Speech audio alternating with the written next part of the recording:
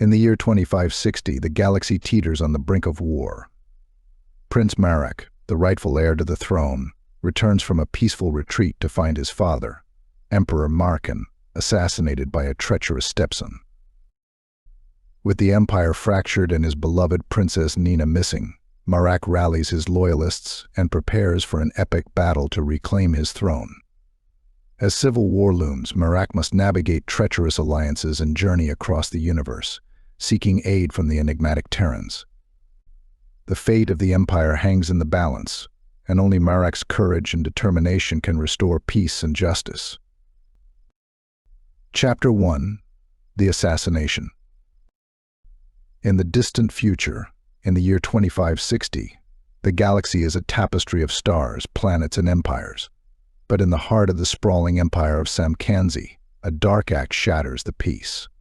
Emperor Marrken is dead, and the galaxy will never be the same. Scene 1: The Tranquil Moment. Rankery, a planet known for its breathtaking vistas and serene landscapes.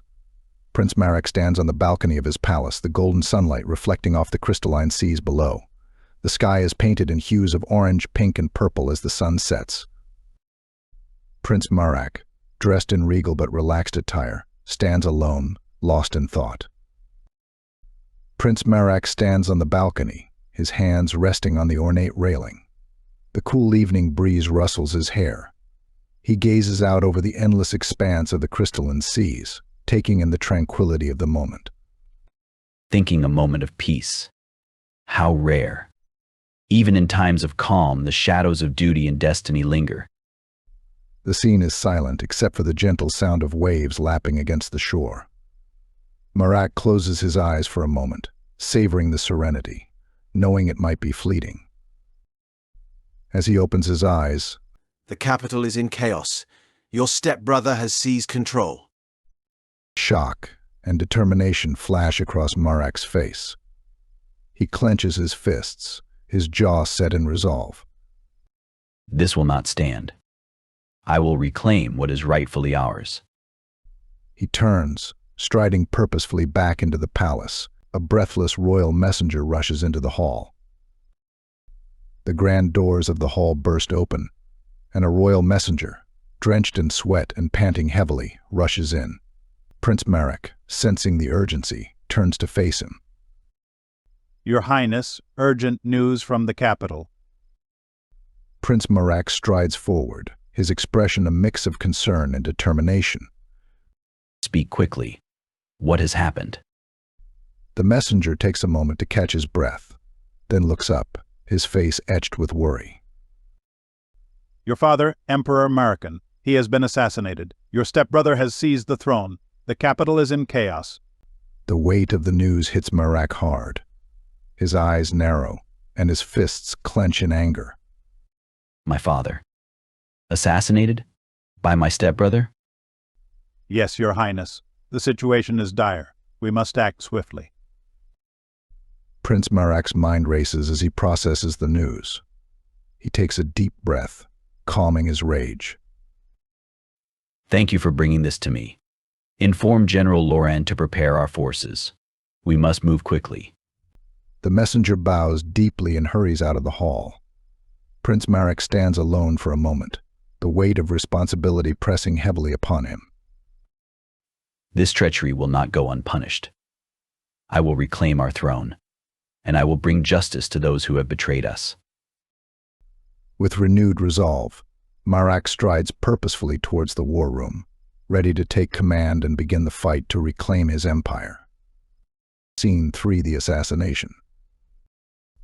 The Emperor's private chambers, richly adorned with symbols of the Empire's power and history. The room is dimly lit, creating an atmosphere of foreboding. Emperor Marrken, a wise and just ruler, stands at his desk reviewing documents.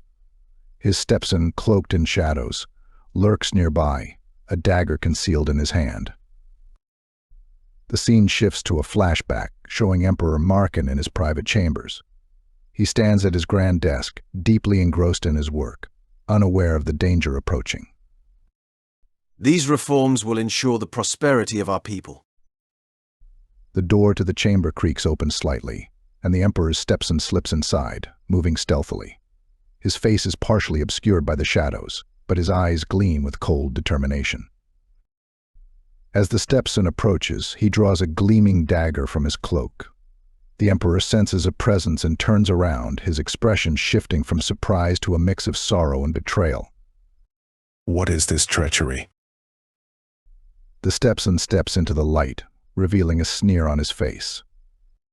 The throne will be mine.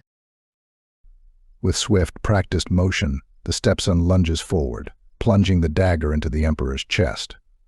Emperor Marrken gasps, clutching at the wound as he staggers back, eyes wide with pain and disbelief.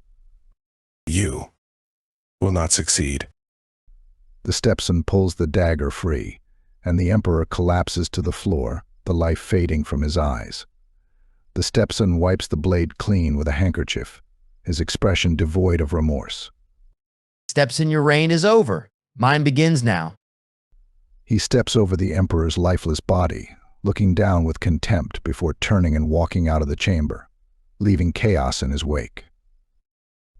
The flashback ends abruptly, returning to Prince Marrak in the present, his face a mask of grim resolve as he prepares to avenge his father's murder and reclaim his rightful place. Scene 4. The Shattered Peace. Prince Marrak's vacation retreat on the idyllic planet of Rankery, surrounded by lush gardens and tranquil landscapes. The setting sun casts a golden glow over the scene. Prince Marrak, still reeling from the news brought by the messenger. Loyal advisors and guards stand nearby, their expressions mirroring the gravity of the situation. Prince Marrak stands in the garden of his retreat, the beauty of the surroundings contrasting sharply with the turmoil within him.